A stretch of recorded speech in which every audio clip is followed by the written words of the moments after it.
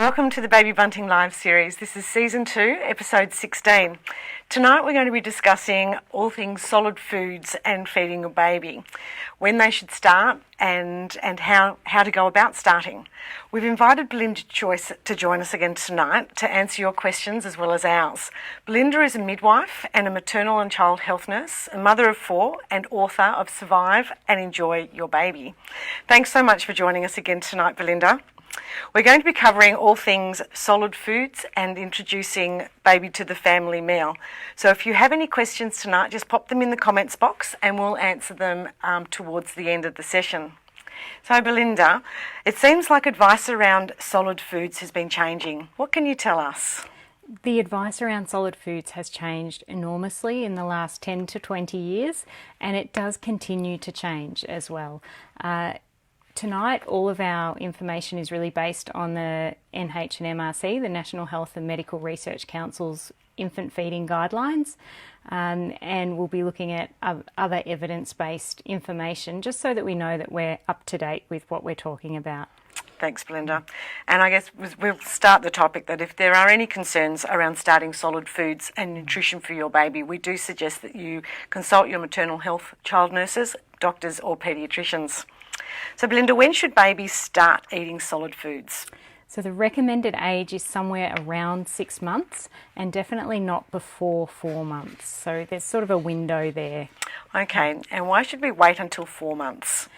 Babies below 4 months of age aren't really mature enough and their digestive system really isn't ready to be eating solid foods, and all they require is breast milk or infant formula at that age. We don't want to fill their belly up with food that they'll then have trouble digesting, and it's associated with some other digestive problems starting to eat food too early. Okay. Do babies start to sleep better after starting their solid foods? No. So sort of contrary to popular belief, solid food usually doesn't help your baby sleep any better. It's better to fill their tummy up with milk rather than fill it up with solid foods. So no, still waiting till that 4 months at the minimum is really important. Okay. And how will parents know if their child's ready for solid foods? There's lots of signs and things that you can look out for in your baby for when they're ready for solid foods. So one of the first signs that a lot of people notice is actually watching your fork or spoon going from your food to your mouth. So they're actually watching it go sort of down low and then up to your mouth, and drooling, reaching out for your food, trying to take it out of your hand, or actually managing to get it out of your hand and into their mouth. Babies will often munch along, so as you're chewing your food, they'll actually num as well. The biggest sign, though, I think, is when you're eating that you actually feel really guilty that you're not sharing it with them. So they'll just be looking so intently at what you're doing that you need to start giving them food. And if they seem ready but aren't really enjoying the food, what can you suggest? Often just waiting a week and then trying again. And obviously when we're starting, we're really looking for that ability for them to hold their head up and not sort of put their head down all the time. So we want them to have good head and neck control as well. Okay. And if they're not showing signs towards wanting to have solid food by 6 months of age?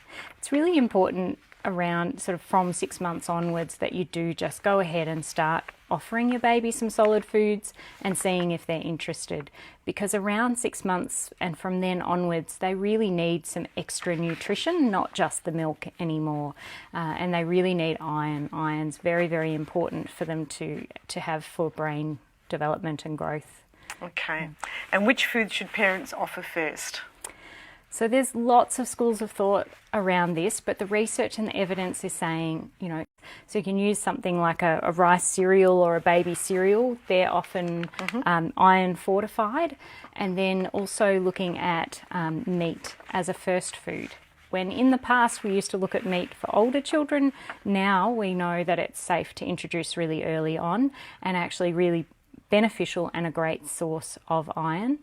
And then looking at, vegetables, purees of vegetables, fruits, all those different, working your way through all the different colours of the rainbow, really. And if a family perhaps is vegetarian or vegan, what advice do we have there? Look, if you're vegan or vegetarian, it's really important that we make sure your baby's getting a full nutritious diet, and the best way to do that is on a one-on-one basis with a dietitian, just to really look at what you're feeding the baby and that all their needs are being met. Okay. And do we start with single foods or do we mix it up a bit now? Yeah, so single foods are probably still really good to start with, although you can do it however you would like to. Dietitians just think there's a real benefit in your baby having some single flavours to start with. They love seeing the spoon coming towards them and going, oh, that's that orange stuff. So perhaps it's pumpkin. And they go, oh, you know, I really like the flavour of that. And they open their mouth wide and they get to know that flavour. And then the next day or the next week you might try something different, and you can keep mixing that up, or just blend it up works as well, or mixing a few of the different vegetables together and some meat perhaps. Okay, Belinda, there's probably some nervousness around food allergies, and there's always new advice being given around this. What can you share tonight? Yeah, there is. So this is probably one of the areas we've had the most change in the last 10 years. And so now the evidence, and there has been a lot of research done and we still need more. The research now is showing us that it's important to get the allergenic foods into your baby's diet from an early age rather than withhold it. So getting things like full cream dairy, nuts, but not whole nuts because they're a choking hazard. So using nut pastes, things like peanut butter work very well. Also getting some soy, some wheat, some fish, all of those different sort of allergenic, cooked egg, and having those things in your baby's diet regularly from an early age is really beneficial. So when you say early age, you are talking from 4 months. And I guess the other question is, what if a sibling or a parent has got an allergy? Does that change the advice? No, it actually doesn't. So the advice still stands that every new baby should be exposed to those allergenic foods early on. And of course, if the parent or the sibling has allergies, it might mean that somebody else needs to feed them those foods just for food safety. But it's still, or even in a different home, sometimes I've seen parents do that as well. But it is important that they get their chance to try those foods, and hopefully that child won't have those same allergies. Again, if that's a concern of yours, it's always worth having a really good conversation with your health professional beforehand so that you know what you're doing is right and you know what to do in the case of an emergency. Okay, and you touched on milk products and dairy products. How can we best introduce that? Yeah, you can use things like milk. Full cream cow's milk can go into a baby's puree or cereal, so something like the rice cereal or any of the cereals. You can also put milk and butter into mashed potatoes. There's custards. Babies love yogurt, so it's quite easy to get those into their diet fairly regularly. Okay. And then texture of food, should it be just purely pureed, or how does that change as baby develops? Yeah, so depending on what age you do start solids, if it's closer to the 4-month age, really a thinner puree works quite well for their developmental age. But from 6 months onwards, you can have a much thicker puree or even be starting with more of the finger food type foods. And it's really important with texture not to get stuck on thin purees for a long time. We want your baby to try and learn how to actually chew and swallow lumps. It's really important that they use these muscles in their cheeks. Those muscles are the same ones that they'll use for speech. So it's really important for their development to move along quite quickly in thickening up and putting more lumps and then moving to finger foods. So speaking of finger foods, in recent times, baby-led weaning has gained some acceptance. Yes. Tell us about that. Baby-led weaning's a different way of starting with solid foods, and it's where you look at not making separate baby food, but just giving your baby food off your own plate. So if you were eating some vegetables, you might pick up a piece of carrot off your plate and give it to your baby. And that way they're moving to finger foods a lot earlier. They've got full control over what they eat. They're also really experimenting and investigating and smelling and touching the food. And and that can work quite well. The only thing with baby-led weaning is that it takes a little bit longer for them to learn to chew that food, so they're not often swallowing a lot of food early on. So we just need to make sure that they do learn that and get into eating the food sooner rather than later. So Belinda, so there's the sort of two schools now. Yes. There's the solid off the spoon feeding, and then there's the baby led. Yeah. Any preference, or is there? No, both are fantastic ways to introduce food to your baby.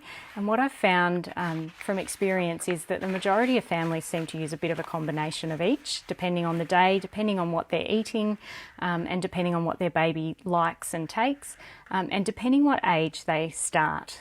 Baby-led weaning can be a little bit more difficult if your baby's ready for solids closer to the 4-month mark, just because they're not as good at holding the food. And yeah, so both are fantastic. The evidence says that there is nothing wrong with either, and there's no massive benefit to either. So whatever works for your family. Okay. And then we move to packaged foods. Yes. Do you have an opinion towards that? Yeah, look, packaged foods, there's heaps on the market. Obviously, we've got quite a few in front of us here. There's all the pouches. We've got the rusks and all of those sorts of things too. They're all fantastic, convenient options. It's worth having a look at what they are and thinking about whether your baby's had those things before and then trying them out on them. They're really great because you can pop them into your nappy bag. They don't need to be refrigerated, so that, you know, if you go on a holiday, they can be really convenient. It's just important to make sure you have some home cooked food as well, or some of your food, so that by 12 months they're actually eating the foods that you eat. And how much food should be offered at each sitting, particularly as they're sort of just starting? Yes, so those early meals, just a couple of teaspoons can be offered, and then gradually increasing that. Once they're up to, say, half a cup of food, you might then sort of stop, and by then a lot of babies would be full and they wouldn't be looking for any more, and then you might move to 2 meals a day. So to start with, you just start with 1 meal a day. It can be at any time that suits you because your baby doesn't mind, and then move to a second meal a day, and then gradually move to a third once they're eating a decent sort of amount at each sitting. And when starting on this journey, what should parents provide their baby first? Should it be milk or solids at the sitting? Yes, early on it's really important that their breast milk or infant formula comes first. It's their most important part of, I guess, their meal, and then wait 30 minutes or so and then try with the solid foods. But by sort of 8 to 10 months, it's fine to start swapping that around and having their food first, and the milk can come later. And what's the overall aim of introducing solid foods, Belinda? The aim really is that your baby's eating most of the family foods by 12 months, so eating similar food to you. Obviously there's foods that you'll eat that will be difficult for your baby to eat, like salads, and there's all sorts of things that they might have difficulty with, but the majority of foods, maybe chopped up smaller or given slightly differently, they can eat, even with very few teeth. Okay, so how can parents turn the family meal into baby food? What are the suggestions there? Yeah, so rather than making huge batches of the same baby food that you give your baby night after night, it's really great if you can look at some of the meals that you make for your family and turn them into your baby's food. And that way they'll be introduced to so many more flavours, textures, allergens, all of those different foods. And the hope is that they'll start to like all of those different foods because that's what your family eats. So say if you were making spaghetti bolognese for dinner, pasta, the meat sauce, the tomato, all of those things can just be blended up, and there's lots of different devices and things you can use. We've even got one here that you can cook and blend up food in. And you can put some of those portions aside in the freezer for the other nights where you might have things that are more difficult to blend up. Sometimes just adding a couple of spoons of boiled water to the food will help it blend up and become a bit more of a puree. But many foods can actually be blended up. Even a roast meal works really well. Oh, that's great. And it would be also fabulous to have baby sitting at the table with the family. Yes. So that's something to look forward to. Would we also offer the baby a drink at mealtime? Yes, so introducing some cool boiled water is a really great idea from the time your baby starts eating solid foods. So just using some sort of a sippy cup, these are a couple of great ones. And just, like I said, cool boiled water, because then we know the water's really clean and they're not going to get sick from that. Yep. Okay, thanks Belinda. And so we have some questions tonight? We do. Great. Sora has asked what age they should start giving their little one allergen food. Look, in those early couple of weeks where you might just be doing single flavours, you probably don't need to worry about it then, but from then on, really, as soon as you're starting on solids, there's no hard and fast rule. We just want them to start getting them into their diet. So just gradually each week, maybe try something different. You can mix things like peanut butter, for instance. You could pop that in with their cereal and just mix a little bit in. As your baby gets older, they might have a little bit of peanut butter on some toast. Egg, you can mash up some really well cooked egg again. That can actually go into a puree. I know it sounds strange, but sometimes it's a bit tricky to give these foods to your young baby, but they don't know that those flavours don't necessarily go together. Okay, it's been another wonderful informative session tonight, Belinda. Thank you so much for joining us again.